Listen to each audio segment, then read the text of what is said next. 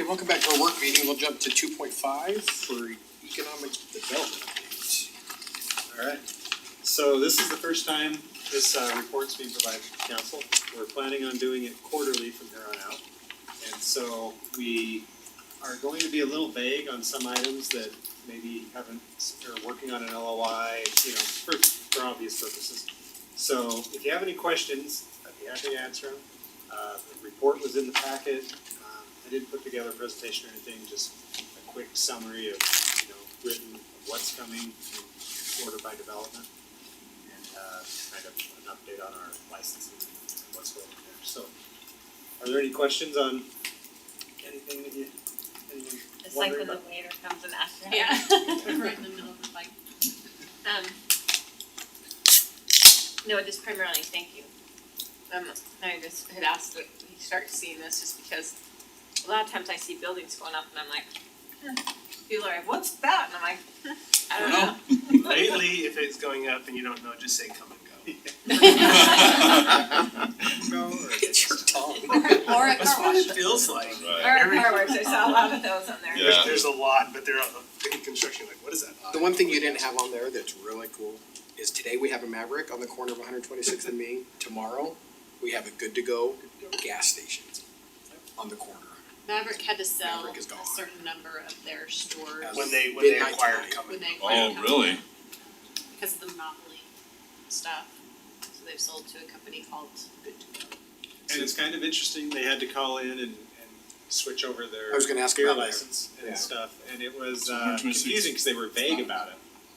So, As of tomorrow, we didn't know what was going on. 24th. Well, I should like Changing over signage and stuff? They were doing it today like crazy. Really? Yeah, they'll switch over, so this one will be, the one down there will still be a Maverick, this one, and then Come and Go, of course, will be across the street, owned by the same Same company who umbrella. owns Maverick, so. Is that come and go facing, are the pumps away from? Over the Yeah, new one the that's new being one, constructed? Yeah. You'll This is you'll go on the serendipity inside right to here, get to right? it. The Maverick just right here. No, is what's the- this right And then here? that's, Serendipity, right? Oh, yeah, yeah. serendipity. Yeah. One thing about this report, I should have Slackwater's framed.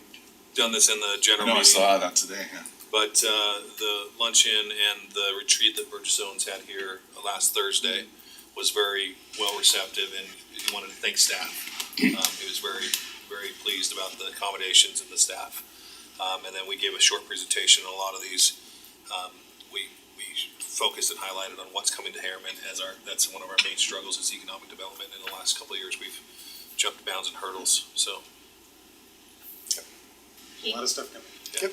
I don't know if you guys have seen, but I was talking to the drone guys out there at the Walmart. They can deliver to the front steps of City Hall now. They got that far, cause we Yeah. used to be Just just a mile, outside. yeah. Yeah, so now they're out to a mile. Some donuts or something. They're out to a mile. So they're getting close to my house. I was pretty impressed. Like, they're just on the outside, so probably the next expansion, if they go to a mile and a half, they'll Do probably they just. still have to move it. drive with the drone? Yeah, because it's They not said that they've worked visible out a whole side. bunch of stuff, like, they couldn't go over where there was a school or park or something like that, so they've apparently cleared several of those hurdles, they've got new ways to do it, but they can come drop off right at the front steps here at City Hall. It's like, that's pretty cool, that might be a fun thing to do, and Maybe the Yeti should order something. We're gonna order. order some When popsicles you or get back something. from New York. I know, Yeah. it's not economic development, but Burgess was at Providence today because he wanted to tour some charter schools and he was informed that Providence was one of the better charter schools in the state, so actually, so that's nice, Perfect. that's in our That's community. Okay. Thank you, Blake, and thank you. Sandra was the one Yep. that really put this together. Yeah, I Yeah, think good work. I think you guys have really been doing good work, but sometimes, We don't get filled in quick enough. well, I don't know for sure, and I think it's really nice even on these meetings for people to be able to tune in and see all the work that really is going in. It's in the packet that they see all these businesses are coming, we're working Yeah. hard on we have a good team working hard on economic development. Yeah, there's you get so often the cynical comments, every Yeah. time there's someone, why don't they bring in more business instead of more houses? And you're like, well, listen, look at all the businesses that are coming in, and it's slow and it's. Dentist offices are great, by the way, they pay that property tax Yeah. to emergency services. And Right. almost no Right, yeah. calls, very few. Credit on the other hand, no. Somebody Credit passes unions, out we don't want those. Like Yeah, well, Taxes. maybe we should have a report on that, dental offices that are having the most EMS calls, that would probably be important for the community to know. That would probably be a different agency. So thank you very much. That was good to see. And anytime you have questions, feel free to reach out. And walk into Sandra's We're office, that's my, I don't, there's not. Look at her a reason why whiteboard. I don't walk in. Yeah, check for the sure, whiteboard. and I do, I just, it was for definitely my consumption, but I also thought it's good for the public to see every quarter, just to say, Yes. I don't know how many of you tune in, but I think thousands of people do watch our meetings and things like that, according to the Facebook page, so it's good for them to know. On a kind of economic development note, Right. there are barricades up on 130-200 South, and they are trying to move the cars out of there, and they're Yep. going to start constructing that road. Awesome. The plans were approved earlier this week, so. Yeehaw. That's great. That will bring, Probably just stored it on the car. Right, I'm just telling now you, figure it out if later. we send it to the other corner, but And then yes, to the right side. Okay, love it, okay. Water bond project discussion, Justin, 2.6. Yep, so we'll just give you an update on where we are with the bond that council approved back in 2021.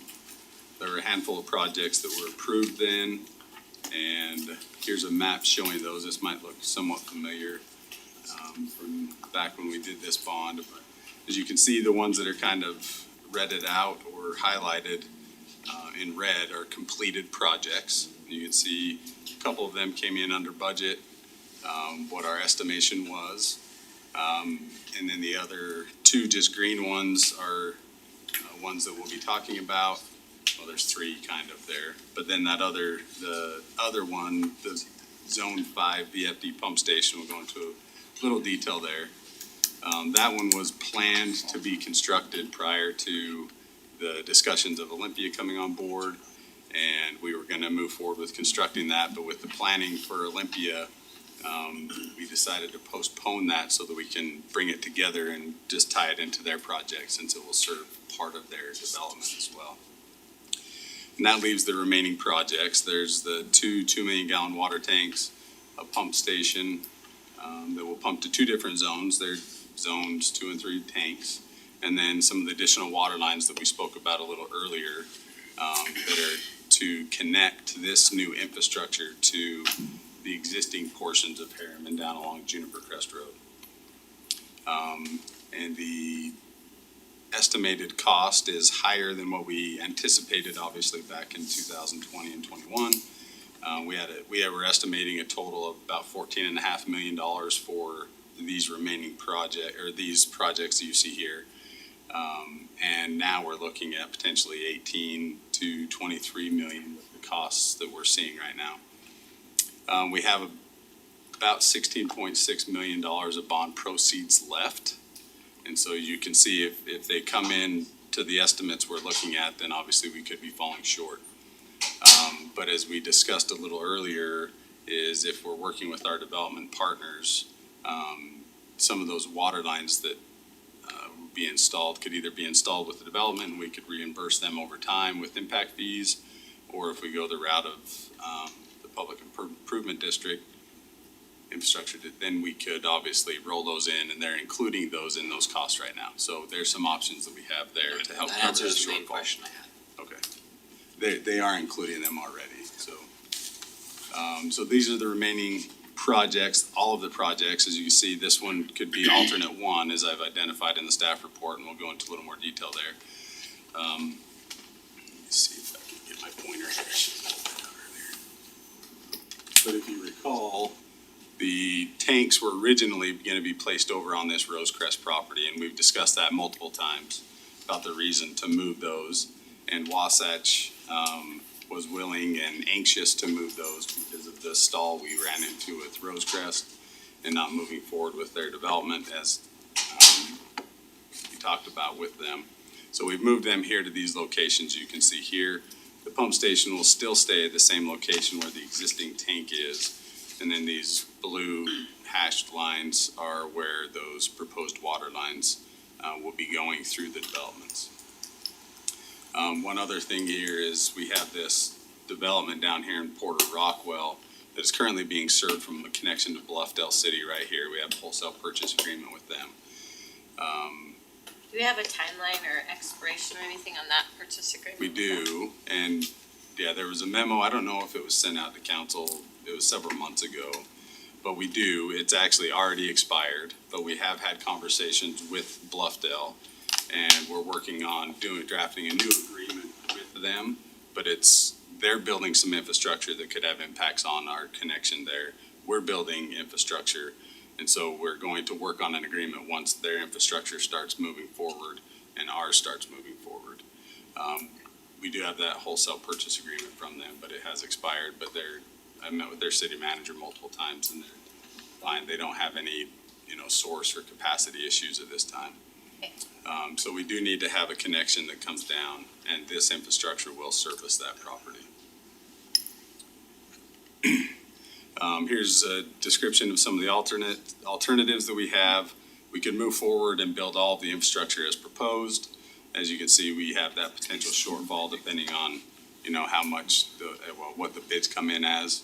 Another alternate would be to construct the Zone 3 water tank and the pump station and the water lines and leave out the Zone 2 water tank. As I described in the staff report, we can do that with the addition of a PRV and some additional piping and then some changes in our operations of that tank, but it could serve the area of those developments for several years before we need to add that other tank.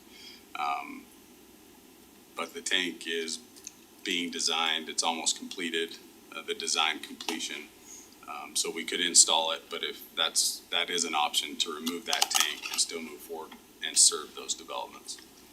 And then obviously the option is to, forego all of these projects and utilize the bond proceeds for some of the other projects that we discussed when we were going out for the bond, because there was discussion about expanding the bond and making it larger.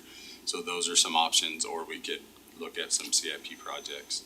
Just as a note, number 3 would require us to talk to bond counsel because the projects are specified in the bond documents, And I so. think that was intentional. Yeah. Yeah,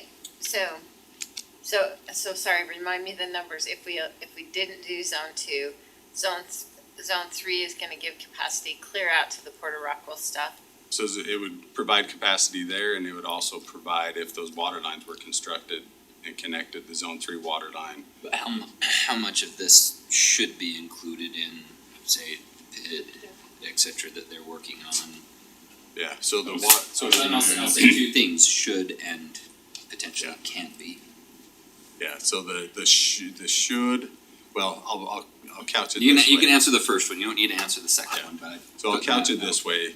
The vast majority of I'll just say the percentage of the water system that we're installing here is to serve those properties, the Wasatch, DAI, and Rosecrest. The Zone 2 tank is probably gonna serve 60% of the capacity of that would serve these properties. 40% would serve other areas that are already developed. Out of the Zone 3 tank, excuse me, I would say that's closer to 80 to 90% of that tank will serve these properties. And then the additional would serve those existing areas down off Juniper Crest. So the majority of the water system out there, tanks and the pump station, would be for those properties. So what was the original plan to repay the bond, was using impact fees from those areas? Yep, so it'd be collecting the impact fees like we have with other infrastructure, would be to collect those. So obviously there'd need to be a mechanism to pay that back if the PID is developed. And Nathan and I have had discussions on some of those impacts and how we would do that. So we'd have to probably calculate a proportionate share, similar to what we did with Olympia, with some of the roads, to say, okay, how do we help? How do these areas pay for this infrastructure? And a payment schedule structure, which I would think could be accelerated versus impact fee, right? The way that they're funding it, they're getting the money up front. Could relieve that bond debt and move on to other things that we need. There's probably a date when we can call it, but if we had it in the bank, we could, It would, depend on when it's callable. the, Still, it would be sooner than later. but it is a concern that is supposed to be infrastructure, or impact Way fees more paying than it, and if we do a a PID, long there's street not going. impact fees, we gotta figure out how we collect the money from the Just let PID the others. to pay their proportion to show that they would have paid an impact fee. Some of that is, you'd have to look at it, because that PID, remember, is Wasatch, BI, Rosecrest. Rosecrest, we owe money, so we could offset theirs and never have any issue. Yeah, and Wasatch, you could pay As, theirs. as long as we have the money to pay the bond. and again, when I said there's a couple little bits and pieces as far as splitting them up, there's some negotiating power. Yep, totally got that. So I have two questions about this. Well, three questions. You asked the first one. Second one is, and this might be two different ways of asking the same question, but how would the potential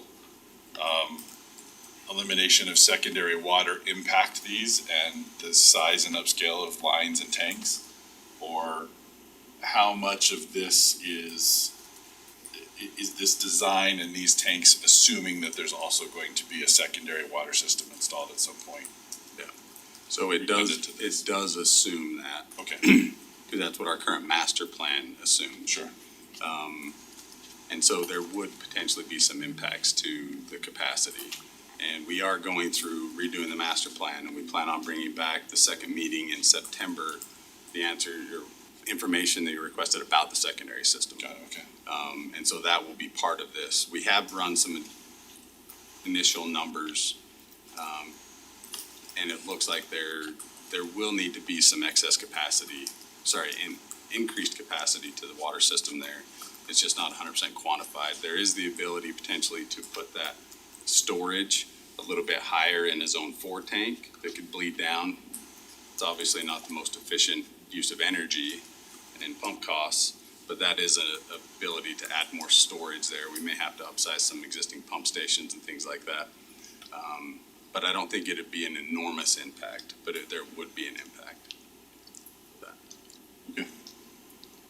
I think that, at least for me, trying to make a recommendation on alternatives is, it's hard for me to advocate for one or the other without some of these additional numbers being available. Especially understanding what the, Wasatch DIA agreement might entail versus, what additional costs we might have associated with, secondary water or the lack thereof, So I think understanding that would be important for making a recommendation, but generally speaking, I'm more in favor of the second alternative than the first one, but. Yeah, because regardless, you have to move forward with, say, that tank is working out those agreements, right? It takes some time, but that shouldn't delay us from moving forward with this. And the designed infrastructure that we have now, obviously build out in that area is not gonna happen for 20 plus years, right? It'll take time.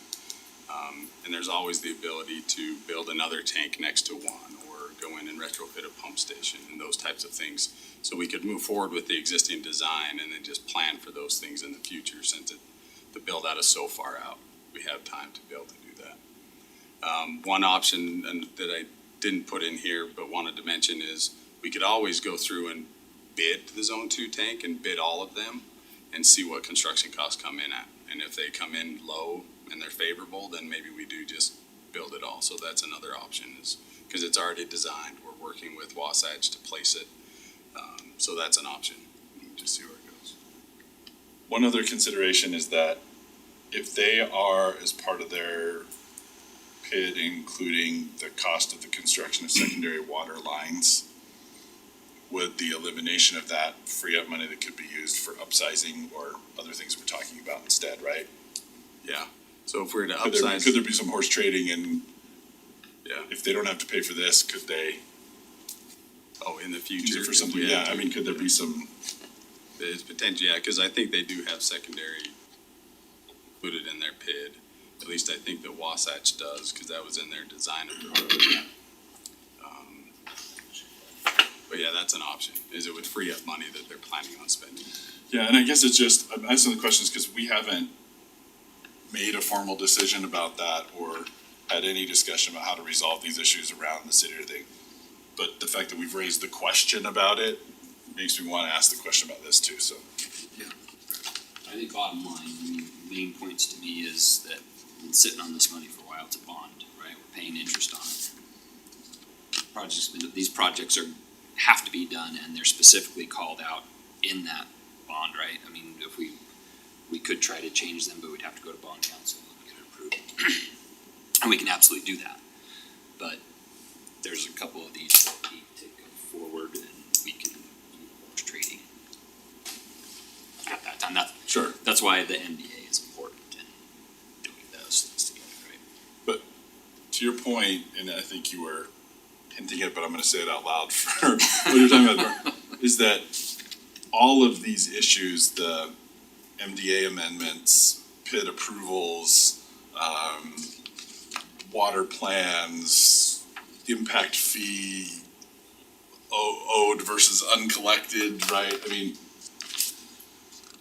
the negotiation that has to take place on all of those things impacts each one of these other decisions, and they can't be done in a vacuum, right? It has to be a comprehensive discussion, so. And I'm very excited at the prospect of Yes. wrapping all three of those up together. Me too. I would be so happy. So Yeah. Olympia is required to put in their own tank.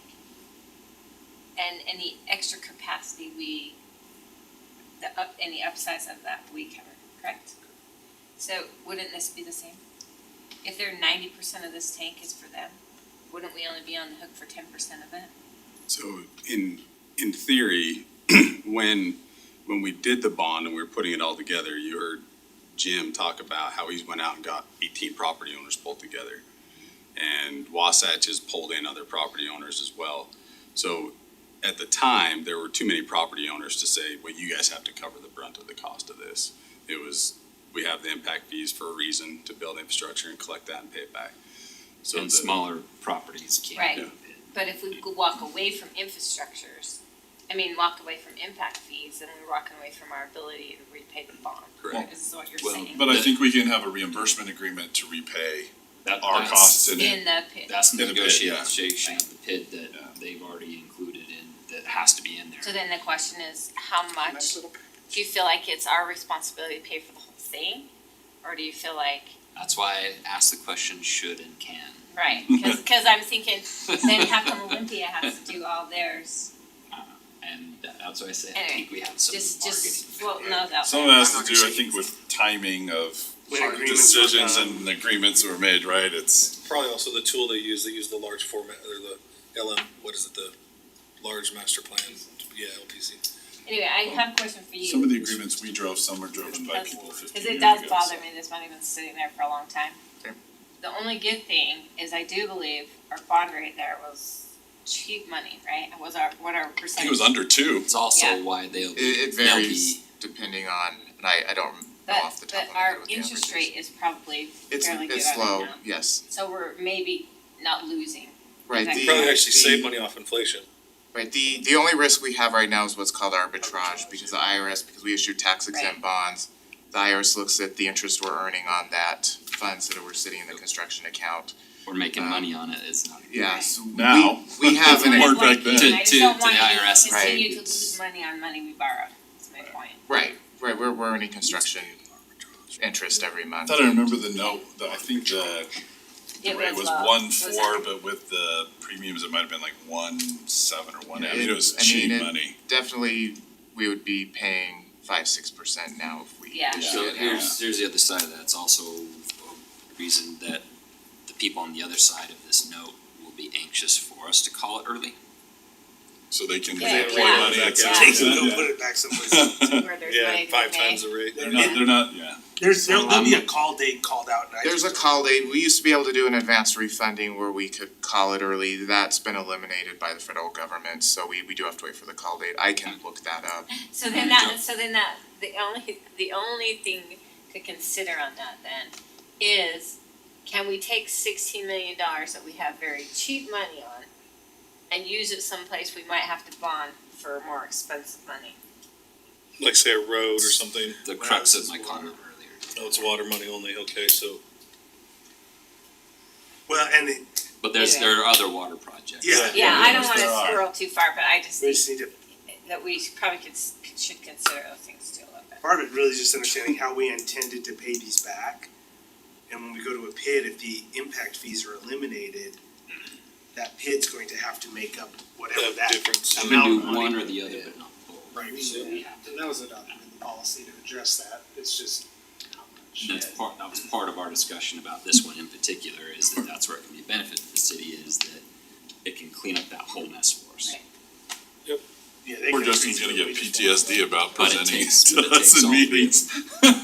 Barely has it. It's like, So, I mean, get, he does one thing and it's like. So to answer your question, I agree with Steve, option 2 makes the most sense, and yeah, I mean, if you get bids and we can do it, that's what the money's for. We have to do what we were just talking about on the backside of it, those things have to be done. Yeah. Anyway, Sounds good. Five thoughts. Okay. Thank you, Justin. Thank you. Okay. Is there anything in there that we could give you some more work, cause it seemed like more. we gave them something to do I mean, already. Yeah, I'm still already. getting some sleep. When's hunting season? step outside, tell me how you're managing it. I just wanna comment though on this item 2.7 that's coming up. The brevity of the staff report was very appreciated. Yes. Now listen, you guys cannot do that. I was It was like, just a "Hey, placeholder." All I the thought it time, was you get fantastic. More information, and then this guy gets off. His brevity. He's Like, gonna give is it, something wrong with my computer? I kept reading, sorry. he's gonna give you points from now on. It was a joke. I'm sorry. It made me laugh to I- see that in I there. looked at him like, that is the best Where are all report your I've seen. alternatives, Todd? That's right. What's your recommendation here, Todd? Only an attorney can get away with it. Right? It was the last. I'm The sure way there's you a just couple said loopholes Todd, that you have can you ever cite. seen, Oh, yeah. Christmas Vacation? That's what it just sounded like. I do that to him all the time. I know, I have the worst name when you say it like angry. Margot. I don't know, Margot. In fact, if you watch Oh my Zoolander, my name comes up in that. And That's where it's from. don't bring me a foamy latte, Todd. So, anyway. We're gonna talk about vacating property and the process we're going through it. I'm not gonna go through any specific examples, but I just wanted to give you an idea of what the city needs to go through depending on the property we received and how we received it. So here's a quick outline. We have authority to vacate. It's clear in case law, it's clear in Utah code that if we have property, we can vacate it. The process to vacate it is we have to file a petition, and that petition has to include the name and address of each owner that is, and this is either or, adjacent to the public street that's gonna be vacated, or within 300 feet from the public street. And typically, cities pick that latter one, just cause you can get it's easier to navigate on a map on who should be getting the notice. You have to have proof of written notice to the operators if there's any utilities in there, so that way the utility holders don't have any issues, if there's a vacated street.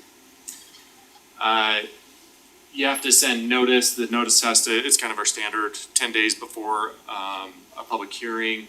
We have to mail the notice to the recorded owners of each property. And something that has changed recently this past legislative session is we now have new noticing requirements. Overall, it was a very good thing to have, but they did complicate a couple things that we weren't very happy about. So after we go through all that, we file the petition, we send the notice, you have a public hearing. And this is what you as council have to do. You have to hold the public hearing and then find, one, good cause exists for the vacation, and two, neither the public interest nor any person will be materially injured by the vacation. This is a pretty low bar. If you, in fact, I've never seen it brought up where a city or a court has violated that section, but I could imagine a situation where it potentially could be. the adjacent property, it harms the adjacent property owner, there's certain rights on that, maybe ditches or something like that. Then you have to adopt an ordinance, and then that ordinance has to have an amended plat or a legal description. And then that document's recorded with the county. So, the biggest question, where does the property go?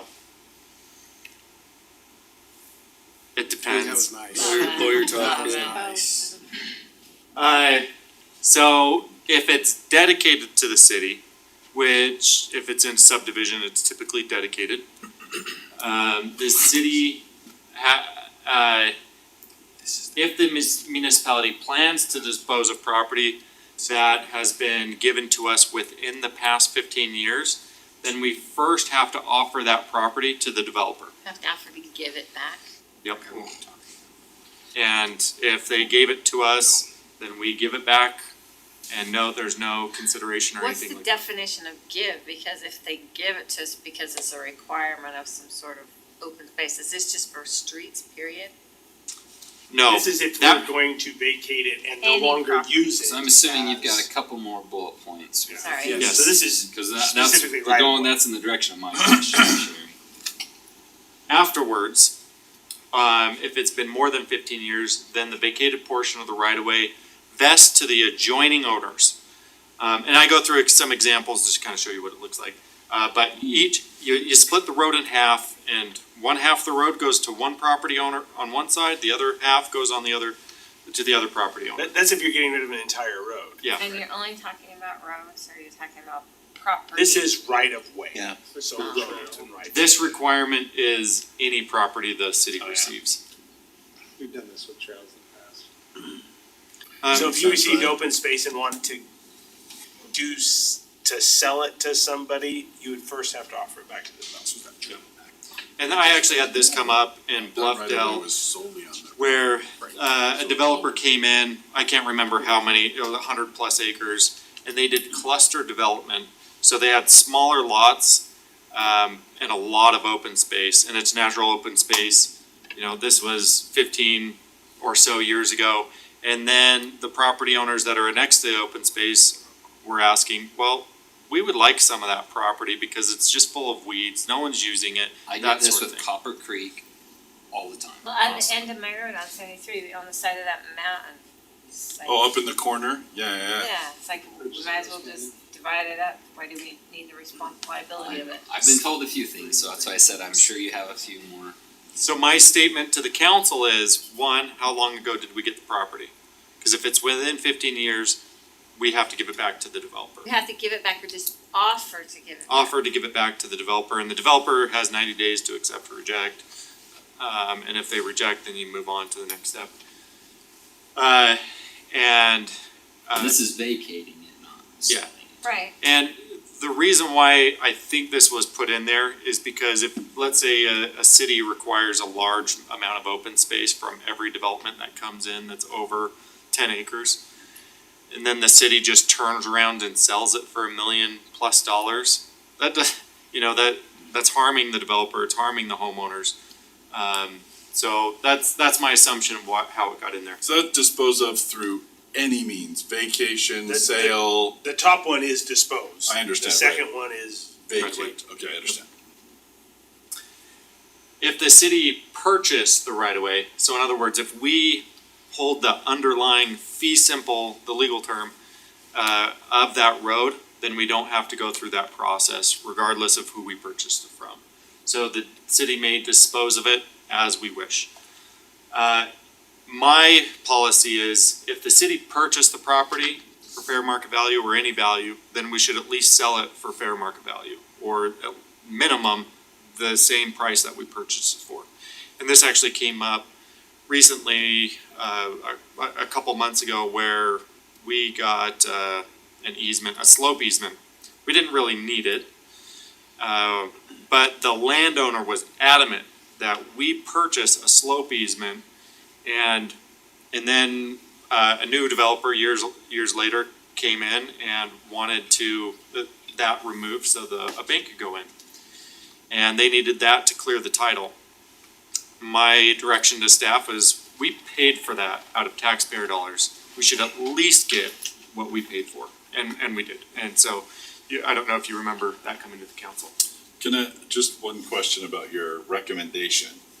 If the city felt that there was some compelling public interest to sell a property below the fair market value that we paid for it, is that justifiable if there's a? So fair reason? market value is not in code. It is for the state, but not for cities. So I think I'm there's. just going, because this is your recommendation, not necessarily code, that's why I'm just asking your opinion Yeah. there. So. And let's say we bought a property for $1 million, but somebody wants to come in and build some very valuable amenity to the community, but they'd like to get it for $750,000. Yep. We can make the case that the compelling interest is worth What we're giving getting up in the cost. Absolutely. You could say Okay, we are getting absolutely. I just wanna fair make sure that market value that's- because this Yep. is what Okay. we're getting in return. So I just pulled this up,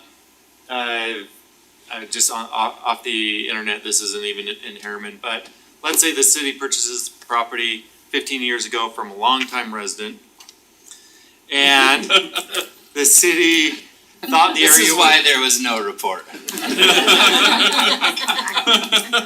the city thought the area would be a commercial hub.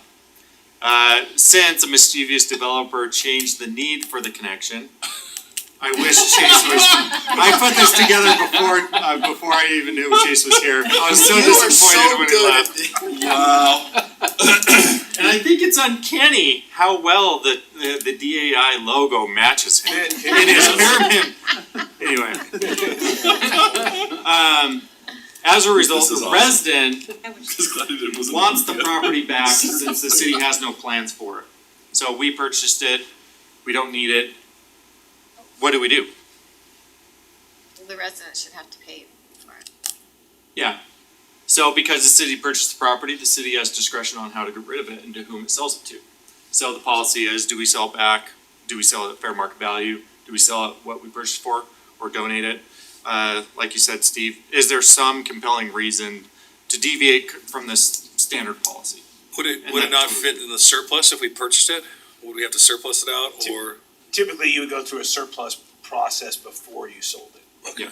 And that would just say, we don't need it anymore. Yeah, And okay. that's kind of up there, the city decided we don't need this. Okay. Second scenario. The city was dedicated a street 14 years ago by a developer for future secondary access.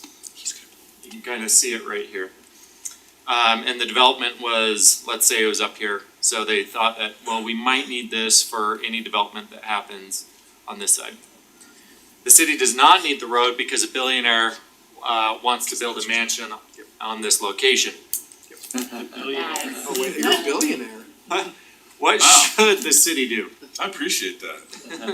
Very optimistic of you. Tell me the backstory on how he made the $1 billion. A fat cow. Yeah, jeez. Because the city was We have a donor dedicated. for our arts facility. Wow. Not after I build my mansion. I won't have much left. Because the city was dedicated the property under 15 years, we first have to approach the developer and offer this land to the developer. Green developer. This guy. I'm just glad it's not Ryan. If the developer does not accept the property, the city then can go through its normal process, vacate it, split to be given to the adjacent landowners, which is just the normal process under code. So if this was given more than 15 years ago, then we just go through normal vacation as far as we don't have to offer it to the developer. No distraction, but the sunset is really beautiful out that window right there, just so you know. So if we vacate a property, we split it down the middle, Look that are there way. any encumbrance or like, do the property owners have to do like either fence it in or landscape it? Is there any other burden on the lender? Okay. Do they have to accept it? So you have to, when you go through the process, they're noticed that this property is gonna be vacated. And we'd probably include in that notice that what's gonna be theirs. So half would go here, half would go there. Yeah. And if it's And it's an automatic investment, meaning that the adjoining owners don't pay for it. if it's been dedicated. If it's hard- been hard- dedicated. hard- Hard and fast rule is that even after the 15 years, you can vacate it, but you can't sell it. Yes. Does it become a, Right, your vacation of a right of way, it Well, ought to. property that's been dedicated, it's been longer than 15 years. So if it's a right of way, it vests into the adjoining owners when you Right. vacate it. If it's open space, then I think the city has discretion on where that goes. So even though it's been dedicated, it's longer than 15 years, then we could sell it. Yeah. Okay. And the reason I believe that there's a difference between right of way and open space is that people don't wanna lose access to their home or their property or something like that, and that's why we go through this whole thing. But the code is not extremely clear on the differences between right of way and open space, and we just have to, walk a very fine line. not that it's super important, but question is that a separate parcel that's given ownership to the adjoining landowner, or is it just merged into their land? You can do their other it parcel? both ways, and I've seen it done both ways. Typically, it's a separate parcel. Mostly because most people have a mortgage on that parcel. Yeah, they don't wanna increase the, yeah, Cause So when, it's a- when I did my neighbor, change and the they legal did that description, because it the freaks out the county mortgager, was all yeah. messed up. So he had to deed a strip of it to me, so that comes on a different tax notice and everything, and Understood. because my land's with my mortgage. So they won't combine. So an isolated piece of land adjoining is probably not gonna have too much taxable value. Mine's like $2.50 a year. So Jeez. here's my follow-up question scenario for you, and it's my Myers Creek, Copper Creek neighborhood down there. That was the first subdivision development in the city, and I get that question all the time because they have they have trails all through and natural landscaping, and most of the neighbors are running water out and planting trees, and we've answered all those questions. You can do all that, but it's right away, we can rip it out, you don't have to replace it. The question always comes in, can we just, this portion isn't used, the natural stuff is just weeds, can we just buy this? What I've been told in the past, so now understanding this is great, it's more than 15 years, it's dedicated as open space. But what I've been told is that, and I would assume this is the case for most of these larger developments, is that it's also tied up in whatever development agreement. It calls it out as open space, and there's, even if we wanted to, everybody was amenable, that agreement nixes If it's that. still in place, right? If the agreement's expired, it wouldn't matter, Does- right? Yeah, development agreements typically have a term that, in those, Herriman's development agreements are abnormally long, that I've seen, like 40 And they're years. worded really weirdly. 40 years, yes. Um, We've got a little. So there In that likely instance, is I a think- development agreement in place. In that instance, I think it started in Salt Lake County. Didn't Copper Creek start in Salt Lake done in County? Salt Lake And then, Oh, wow. Cause that, I mean, I think Sherry's question is similar. Those are the ones I think we continue to get, is that it was part of this development and part of. Well, there's So, just some that can't- make the no easy, sense. the easy answer so far has been we can't. Right. Well, I think this comes to the question of Juniper Point too, or Juniper Crest. Crest, Yeah, so you've got that same issue, right? Well, it's been less than 15 years, so we'd have to offer it back to the developer. But it's a dedicated right of way, right? No, it's just a park strip. There's a roadway It's- dedicated. roadway. Yeah, it's It dedicated is part of the, roadway, yeah. okay. So we don't have to give it to the developer, we can vacate it and give it to the adjacent property owners. No, wait, According is to this the section, those of you that were here, that That's I not what fought I- with, what's his name, about? That's not what I took away from that.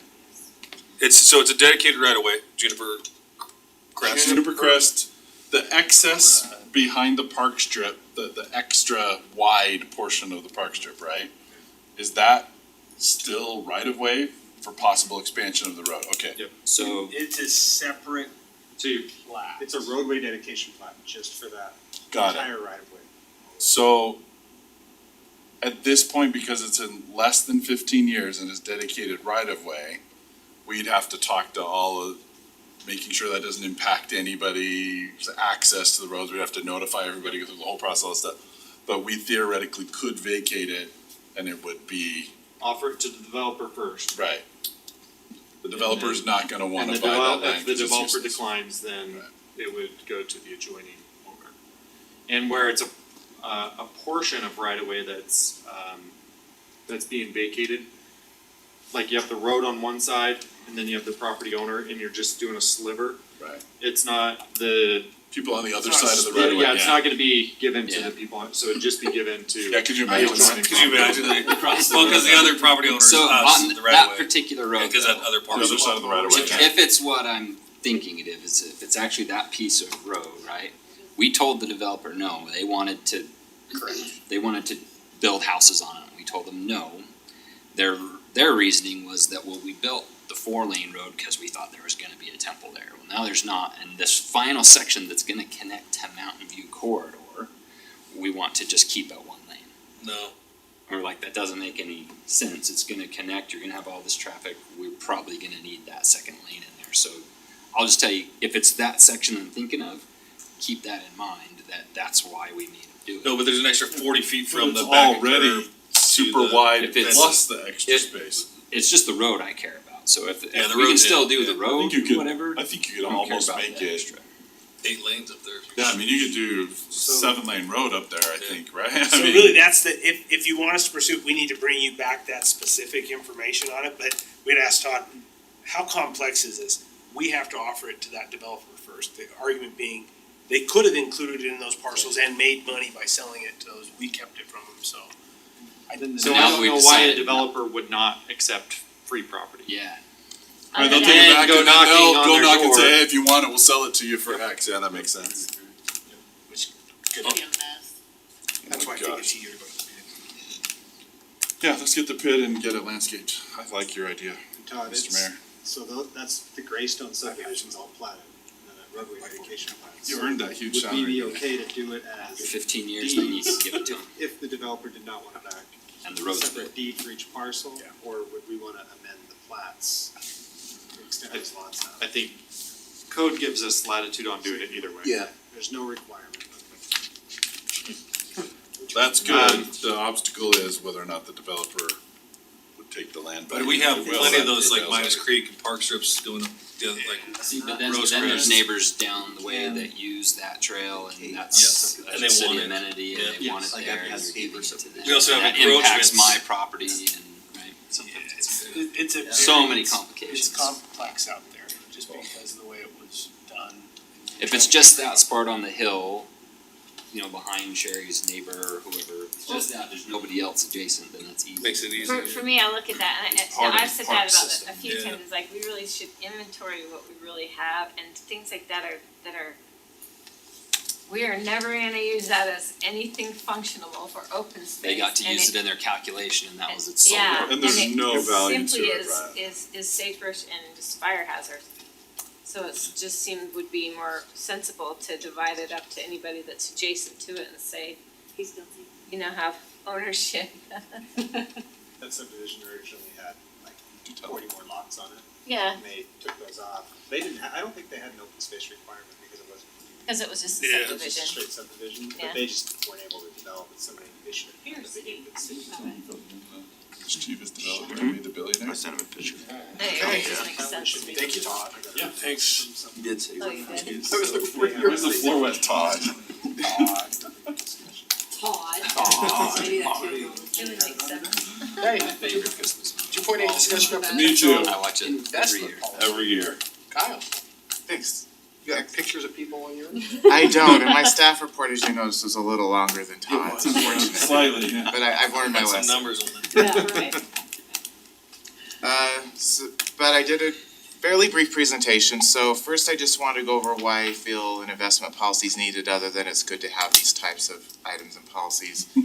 So currently, we don't have any guidance on the city's idle funds, and what the city's currently doing with that is we're investing in the Public Treasurer's Investment Fund. Yeah, I'm sure. So this is a fund that any governmental agency in the state of Utah can access and invest money in. It's managed by the state treasurer. They have professional fund managers on staff at the state treasurer's office that handle the trades and the investments. My concern, especially when I was a city treasurer at another city, is the PTF has gotten more aggressive in their investment strategies, so they are prioritizing return because for many years they were getting a lot of pushback on how low the returns are. We had a new state treasurer, they brought in new investment fund managers, and they've made it a little more aggressive, and we'll get to that in the next slide. Aggressive means more risk. Correct. Now, with that being said, especially for the public, it is still a very safe investment. There are many rules that the state treasurer has put in place. There's a money management council that monitors all of the transactions that occur and the investments that are being made, so I don't want to give the impression that we are at risk of losing our money. That's not the case. It is just more risky, and I'd like to look at ways of balancing out that Truly, it's risk. kind of always the case anytime you're investing in a market, you are at a risk of losing your money, but the risk is substantially lower than in a more aggressive, even though it's somewhat aggressive. Right, there's always risk when you're investing. The term investment is It's inherent risk. with risk. So this pie chart is the last statistics I could get of the PTF investment portfolios. You can see they have about 35% of their funds in corporates. This agency's of 37%, that's like the Fannie Mae and those other governmental loan organizations. Commercial paper, as you can see, they also have some in safer investments like treasury bills and a slight amount in money market. They also, as you'll notice at the bottom, I did put, so 43% of their portfolio matures or reprices within 90 days. So it is a fairly quick turnaround at the PTIF. So when I was drafting the proposed investment policy, I had three main goals to consider. One is safety, so that's number one. Especially when I was a city treasurer, the worst thing I ever wanted to have to do was go to a city council or a board and say, we've lost money. Luckily, I've never had to do that, but that's something I never want to do. We also want to mitigate investment risk. And then third is return on investment. And I do like on this third point to mention, it's a return over time, so it's not necessarily just a snapshot of 1 month, because there'll be 1 month the PTIF might perform better than our other investments. On the flip side, it might be our other investments are doing better in a PTIF, but it'll balance out over time. In the investment policy, it does propose these diversification percentages. So this would be the maximum amount we could invest as a city in these different types of investments. These percentages were taken from other investment policies I've seen other cities adopt, and then also I've talked with a couple investment advisors that specifically work with governmental agencies on what the recommendations are. And as you can see, some of these maximums are in safe or fairly risk-free investments such as T-bills and T-notes, and I know there could be a whole discussion about that. Let's do it. Part's fun for me. I'm more concerned about the 50% possibles in the GSEs and the home loan bank and stuff like that. That's my world. Well, that's maximum, right? Where I see the fact biggest. that that's a policy that they could put up to 50% in that is concerning to me. And these numbers can all be changed. These aren't set in stone, so if there are things you want to tweak or change or you have concerns about. And I would agree for several reasons, because credit default swaps are alive and well. Yes. But the biggest difference I see is the max on corporate and commercial paper, right? The other one, they've got like, I'd say 40% right now in corporates, and that's where the risk is, right? So that's the biggest difference in kind of your priorities, right? Just as of note, the certificates of deposit are actually relatively new. They've only been allowed for the past couple years. It is a nice thing to have. It helps balance out the portfolio. But as Councilmember Henderson say, the riskier investments are at a very low 5%. But we can certainly discuss if there's concern about the percentage on like Fannie Mae and the other securities. With look, from a historical perspective, those are fairly low risk investments, but there's at least been recent precedent that suggests there could be turmoil in those markets that is substantial. The other issue is that, as Jared is pointing out, I think default rates are increasing. We're hearing about all of the savings being used up and coming to critical lows, and there's upticks in defaults and service. Anyways, nobody wants to hear all this. But what I'm saying is it could trigger some cascading events that would affect those not necessarily horribly, but if you have 50% of your money in there, it could affect your principal, right? Right. And if you're, I mean, what I tell my clients is that everything that happened before that made that crash happen is happening again. There are some safeguards and roadblocks put in place, so to me, it's not if it happens again, it's when, but the when will be a much longer period of time for that to happen, but the risk is real. It's just, There's risk of default, but at least the underlying assets are solid this time. like I said, there's safeguards and safety rails. What would be in a place, good percent, what would be something you would be comfortable with? I'd So- say probably in that 5 to 10% range. The T-bills, T-notes, FDIC insured deposits, or the PTIF, I'm okay with any of those percentages being 100% kind of thing. I just don't like those particular entities being that high of a percentage. I would prefer that to be much low by policy. So is this, Just that 50%. that's about, you said 5 to 10% on that? What are they? Yeah. 5%? Are we not able to do municipality bonds? Yes, that's in the other obligations. Oh, okay. It does have to be within the state, so we couldn't purchase a bond in California. It is strictly just for state, for Utah. Sometimes they pay crazy I'm rates there. I'm with Steven lowering that, I mean, I'm probably be okay even going up to 25% as a maximum. I mean, I would be shocked if we ever got up that high, but I'd actually be okay increasing the commercial and corporate as long as we have specifications for the highest ratings. So that is in the Money Management Act, and then also the term, I actually pulled that because I thought it might be a question, the maximum term is, so fixed rate corporate is no longer than 15 months, floating rate is no Okay, good. longer than 3 years, so they have relatively So the short. short duration, short term. because there's, I mean, Apple is the richest company on earth, they have like $1 trillion in cash and they still issue paper. Yeah. I mean, and so I get reducing that risk, but I actually Those are still with both of those being 10% as a maximum, right? And we'll get to the next slide. And as a trade-off for that, reduce the duration if it's less than 12 months. So next steps would be adopting an investment policy. One thing is, we have nobody on staff, myself included, that would be qualified to determine what we should be investing in, what the current market is. It's somebody that really needs to be involved with this day to day, so the city would issue an RFP for an investment advisor. There's a few that work specifically with governments, they understand the Money Management Act. They also do have to be registered with the state, so they have to go through training and they need to understand the They do rules. this specifically. Right, so we would do that in interview and then pick one to help us determine what the best balance is between what we have in the PTIF and then what we would put in this account. They would be fee-based advisors, not commission-based advisors. Okay. Correct. That's required in the Good, act, so. okay, just wanna make sure. Yeah. It seems common sense, but I have to ask.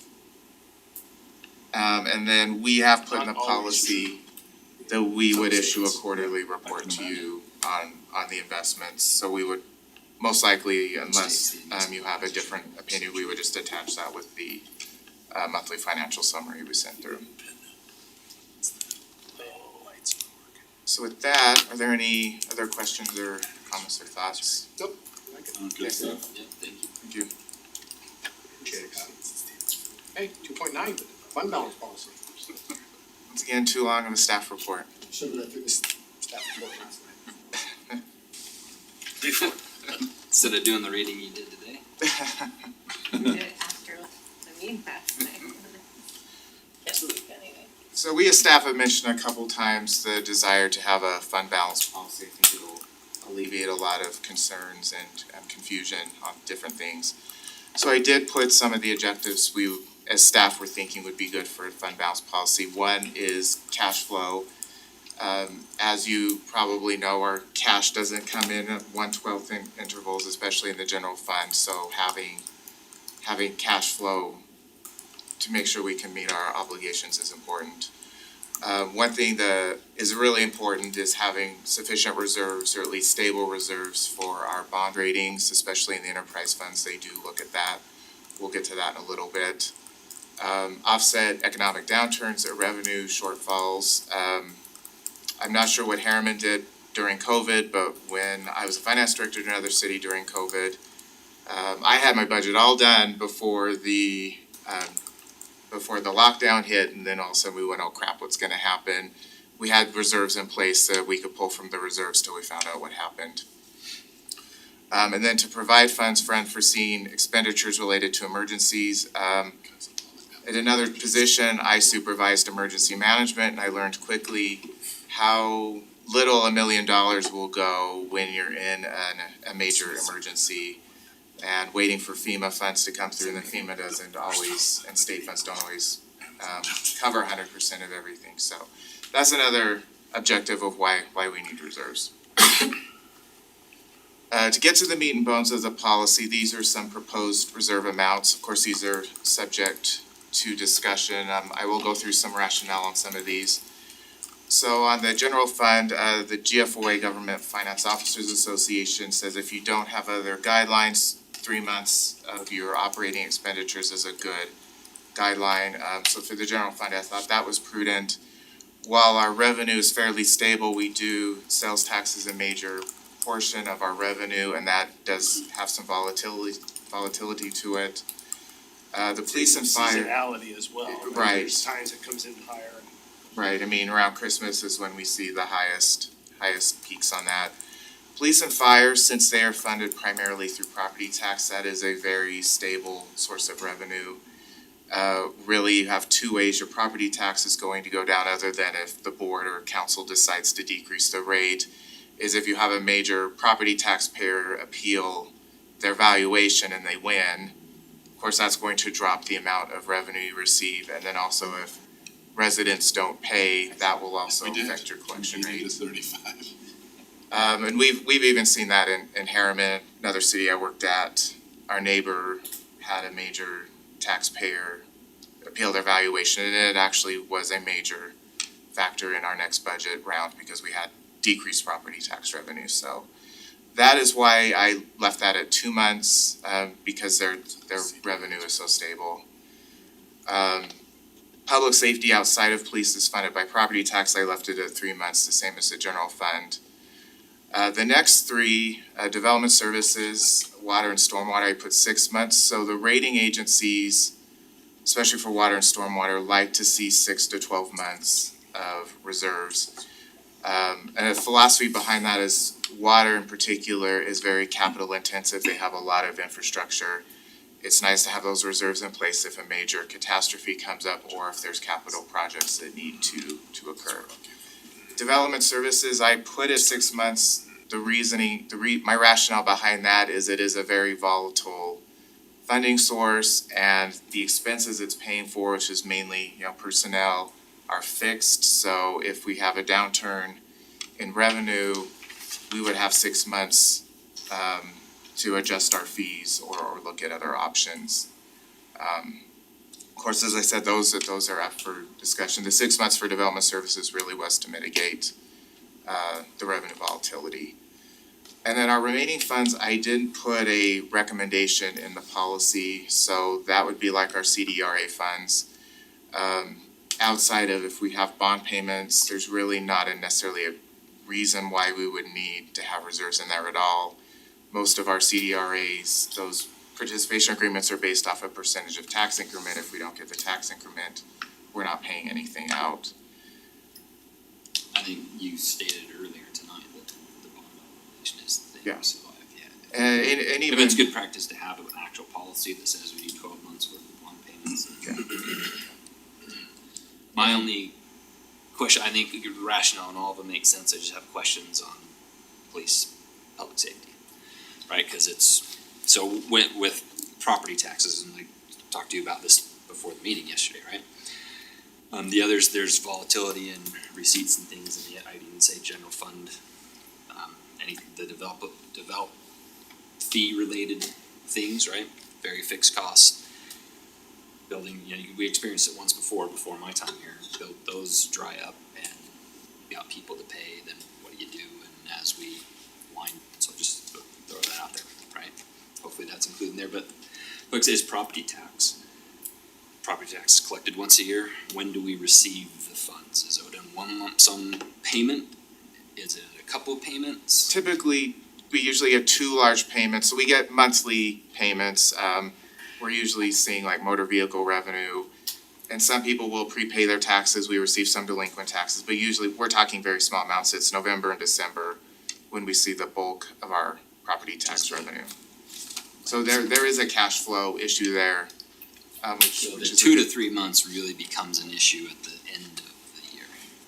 right at the beginning of the fiscal year. Like right now, we're in that with the police department because the safety enforcement area is not gonna start seeing their tax revenue till November. We're still paying police salaries and operating costs and everything, When we so- receive that money, it's say in the fund balances and we're drawing it down through the year, so we're well above that minimum until we get towards the end of the year. Right. End Spend- of the that year into the spending- beginning of the The spending, first the fiscal year. spending cycle, right? So if I, Yeah. in layman's terms, right, if we think in the calendar year, we get the money day one and we're spending it down until we get the next payment, right? So think of it as your monthly paycheck. Right, so am I mistaken in thinking that way? We've got lump sum that we're drawing down, Pretty much, yes. so That's- we're covered with this until the bottom couple of months until we receive the next payment. Right. That's really where this comes into play. Yes. So I would submit that this is a good policy to have. But it shouldn't be that so in the context of our constant conversation last night, it shouldn't be that we're increasing, say, tax revenue to put a lump sum there that gets drawn down because you get to that last few months and there's always stuff that happens, and I think that, I know it's come up before. I'm on the way home and I get a call or a text from my wife, and I say, hey, we need this, we need that, and there's money there and it just disappears, right? So I think it's kind of the point that Steve was making last night. I think it's good policy to have because we get down to those last few months and we know that money's coming, so it's the problem that you just described, right? We've got fixed costs, but we're kind of running out of money. That should be a part of the actual budget process, right? To know that we have to set that aside for that. We should be finding efficiencies to, I hate to use this word, it's a throwback. I don't want to use it, but Cody will know what I'm talking about, under expend, right? And everybody should be running their budget that way anyway. You have this much, but we're planning only to spend this much because things do happen, right? Right, there's, just with the way Utah budgeting works, we can't overexpend our budget or we'll get an audit finding, so there's typically some, I hate the word underexpend We too, expect but My point is, savings at the end of the year. I don't want us as the council, right, to authorize additional funds that become additional funds, right? That just get used because they're there. Would you allocate those as a budget line item, here's our reserve. Yes, and we can't, Reserve they can't fund. touch that without coming to It's us. just a reserve fund. Correct, the idea is I that don't you think have you a can reserve that spend sits there, we fund don't, balance without coming to us, right? correct, we Right. don't, And the cash issue flow is, maybe is, the cash flow's a little easier if you know the money's coming in because we pool all of our cash together, so it's not like if HCA runs out of money, there's not another fund that can it's kind of my temporarily next cover. point, right, is that that's what the city's general fund can be used Yeah. as, that emergency as well. Like right now, that's a perfect point with HCSEA right now is because they're actually in a negative cash balance right now because we haven't received our major property tax revenue. But there's other funds that are helping to cover that temporarily, but we know, It'll pay We back. are gonna borrow Yeah. it from the savings account and pay That's a it back. cash flow issue rather than a Right, budget this issue. is more of a it fund doesn't balance. change the, yeah, it doesn't change how the appropriation is and that there is a fund balance, It so. all gets balanced out by Yeah. So By the end of the the fiscal year. so the example of they have to come back to us, well, that happens almost every meeting with the budget amendments. And to me, that's the same, that's a good process to have, but it's the same thing as my wife calling me on the way home, stop and get this or stop and get that, So- or there's a sale on this. Well, These things no, come, I think let me- there's- but I wanna explain something that, it can, I'm gonna use your word, my fear, I'm not saying that it's good, bad, or the other, or yes or no. I'm saying my fear is that if there's quote extra money there, then the creep starts to happen. and that's what I wanna articulate is that money that's being held in a fund reserve as a fund balance as a reserve against normal predictable expenses, right? Then I'm totally fine with that, and that's an appropriate thing. That's what this is. What I'm concerned about, and I think this is what you're articulating, I kind of said this last Trying to. night, is that money that's held in reserve, they get saying, oh, this isn't a normal typical expense. We're gonna use this to cover this unexpected expense. And then we don't have the reserve for the So- normal. And the That's what- unexpected and then- expense becomes normal. Yeah, then that's what I get So, worried so about. that's really the purpose to have a policy. Right now, we don't have, if we have a council adopted policy that says we have to hold 2 months. If we come to you and say, we would have to come to council and say, this is this unusual expense that we think we have to use this fund balance for. The council's going to have to say, yes, we agree, that's an unusual expense that this budget should be used for, and go through that process. It's not going to be, this is not, we're not decision stage. appropriating It's not a this and checkbook. saying, hey, we're gonna save 2 months out of this budget. You're gonna approve a budget and we're going to have this unappropriated, or Yeah, some totally states get- appropriate, call it a reserve, That's- whatever it is. That's the it's just problem, not that's the touchable. concern I have, is the purpose of that unallocated money. Is that unallocated can be allocated lots of different ways. There's lots of purposes. I'd rather our Justified. intention be that unallocated money would be allocated for purposes of covering normal operating expenses. What I don't want it to do is, and I'm gonna pick on the police, cause this is the most recent one, okay? I'm not but we had a situation where the salaries increased dramatically. And there was an urgent need to increase the salaries in the police. And we said, look, we've got a pretty large fund balance. We can authorize this increase and there would still be a remaining fund balance afterwards, right? We looked at it, that was before we had a policy and all that kind of stuff, and we did that. So I don't know how many months reserves that was, I don't know what it was, but it was a pretty substantial amount. But it got eaten up in 18 months, like it was gone. That's why we've had to do what we did last night. I think it's important too to note that along the lines of what you're talking about, the fund balance, the 2 months that we're talking about lives in the HCC. Yes. We don't operate out of the HCC. So when we make daily expenditures, we operate out of the 16, Fund 15 that lives within the general fund. So in order to even access any of this money that sits in the 2 months reserve would require council approval to move that money from the HCC to the 15 fund. And It has to go to the And, HCC. and board then approval, it's yeah. management. Yeah, it's actually. So it's Two not budgets, that we right? could That's the expend it board anyway and without Council, your and council. it's saying you'd have to Where one hand and purposely put on the make other. that decision twice, and again, I think that's I where did Kyle put skip this to up this slide, cause it does talk about using the reserves and what the replenishment plan is, so. If the reserve dips below, it really should be whatever minimum is set in the fund, I put 3 months here for the general fund. So the replenishment plan needs to be put in the 10-year financial model.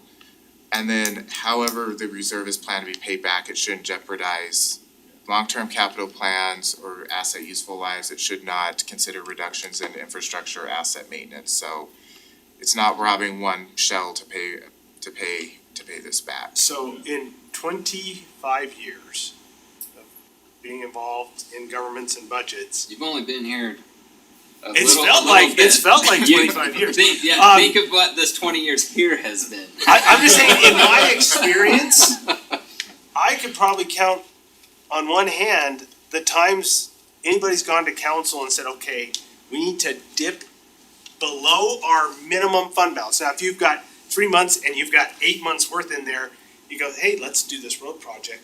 Those are easy conversations. The only time I recall doing it is we had salmonella getting our water and we were spending money like crazy out of our water funds. So we went and said, hey, we're gonna go below our minimums right now. Here's a plan to pay it back. But looking at Kyle, how often is this? I had it once and it was during COVID. Yeah. And it was because we were expecting like a 20% sales tax drop Of course, that didn't happen, but we consciously, I worked with the council, consciously, we said, we will go down to 8%. We will come up with a plan if this actually materializes the way we think it does. That's been the time. Perfect. With these And policies, some you of this just is don't fighting a do it battle that before we often, get there, right? and, You just, and I don't wanna belabor But it it's anymore. new to us But I would too, just so say it's- that Yeah. from, I think the policy overall is really good. I appreciate the thoughtfulness about it, the justification for different amounts and different funds and why. I think all that is very agreeable and I've got no concerns with it. I think you did a great job. I guess I'm just articulating something that may happen in a future discussion that I'm not in favor of, but that doesn't necessarily impact the And, policy. Well, and I for think- me, I wanna be very clear what the purpose of this is, right, and our expectation. So I appreciate the discussion, I know it's more than some want to have with this, but given the history that it's had here, right, and what we've been told and whatnot, like this, to me, it's what you're describing, this should be the emergency fund, right, that isn't ever touched unless there is a true act of God emergency. And that was my point yesterday, was I mean, I didn't fight it because I knew it was hard to add a few more. But to me, percentages that's, last it's night, not so. adding extra money, just stick it there, that should be part of their operating budget. Well, I think the I cautionary don't think tale that's is, there right now, though. but I think the cautionary tale is for the council. It's, you guys can come and ask anything you want, but the people that have to use That's the point. caution Yeah, on this that's- is us. that's- Because this is gonna come before us in two different Two different ways. or in general Say- fund it would come once, right? But it's, Well, right, That's but it. yeah, on the But we police, get it's that- gonna come we get through that all the HCC time. and it's gonna come, and on the Well, the on budget fire, the amendments, same thing. but not out of reserves though. It's or not been- below the minimum, so this is Yeah. a minimum fund balance This is- policy that Right. says It's gonna we ask are us going to to dip below. establish a minimum It doesn't get touched. of 25% in the general fund, right, 3 months. The state says we have to keep 5%, you cannot keep more than 35%. So for us, we're saying 3 months, it's 25%, we believe that makes sense. But you also see there, at the end of the year, when we get to this, if we're above the 3 months reserves, the policy says we're gonna transfer that to the capital fund or the capital projects fund. Right. To That's where it jump, should right, go. so if we have Because money it's not good planned, to this will not- be extra money Yeah. to maybe do something else. Right, it doesn't no But- good to have a whole bunch of reserves, and we have a whole bunch of CPI projects that need done. Exactly. We need to stick to the minimum reserve, but Right. anytime we decide to have a request to go below that, it's this council that better be paying good attention to make Right. sure What that it request is. really is necessary. On the non-official policy that was stated in prior iterations council, in my experience was 20 or 25%. Right. And the reason given to us was bond ratings, et cetera. This is me just speaking for me with the experience as a reference. To me, that was more about having extra money to do stuff as things came up and we would Yeah. do. Right? So I appreciate So, and the I work that will you've just done. say on the bond ratings, because I've talked with a few bond rating agencies, they're not necessarily so concerned in the general fund as long as we have stable reserves. They don't wanna see the reserves doing this, cause that makes them nervous. Because then that's what I was talking with Yeah, Steve and I were talking about. the water, the enterprise funds, they do like to see at least 6 months due to the capital needs of those funds. And this state Which is rules what- don't apply Yeah. to the enterprise funds. The only state rule is in the general fund. Now, if we have a negative fund balance, there is a requirement state code, we have to try to alleviate that deficit by 5% a year, so we have to budget 5% an increase to get rid of the deficit fund balance. But I think some of it, the reason why you have the reserve as well is that when you're putting up your budget, it's projected revenues, it's projected stuff, right? And those revenues not so much in the police and fire, but in other areas, Sales tax. there's variability in those things, right? If you're predicting so many building permits and those don't happen, if you're expecting, that's just an example, but so much sales tax revenue growth, and then there's some depressive issue that happens, or God forbid, a worldwide pandemic, it really interrupts some of those cash flows that could make it hard to pay bills. And so I understand why the reserve needs to be there, but I think what was happening is during we had such an extended period of rapid growth that they would say, all right, we're gonna predict we're gonna have X fund balance, and it was always more. And so they had this big fund balance, and then the revenues would always be more, so there'd be this extra money, and it was just On the. poof. I mean, it was getting moved around to cover all these promised money things. to, the same money to three different people. Right. And it was a little bit of robbing Peter to pay Paul, with the idea, and you said this, articulated, is that we'll just deal with that at a future date. So I think you've said this at multiple times, I'm just gonna repeat it for, posterity's sake. This is the future times. Yeah, All of those, we'll take care of it one day. Today Is that day. We're in that day, we're dealing with all of those one day expenses now, so. So thank you for indulging in the discussion, I appreciate it. Great So- work. We'll be bringing, these will probably just be on consent, but Yeah, these will be adopted by you all, That's by the good. council, southern. And then I will just say on those reserve adjustments, those aren't automatic, they will come back to council either through an amendment or through the budget process, so. And you're doing such a much better job than our attorney is, it's crazy. Not gonna argue there. No bouncing I think we should start outsourcing, like our mental health, we have outsourced our legal. We have a close today? Really quick one, Yeah, if we we've can, been there. we can do it quick. Okay. Some members, Okay. our staff will be For quick, your motion. conversation. Okay, yeah, do you wanna do it? You got it? Make motion to temporarily recess the city council meeting to go into closed meeting for the following purposes provided in the Utah State Code and State 24205. Strategy session to discuss the purchase, exchange, or lease of real property, or discuss the proposed development agreement, project proposal, or financing proposals related to development of land owned by the city. Okay. Is that all right? Motion by Sherry, Second. second by committee. Teddy? Yes. Sherry? Yes. Steve? Yes. Jared? Sure. All. Okay, so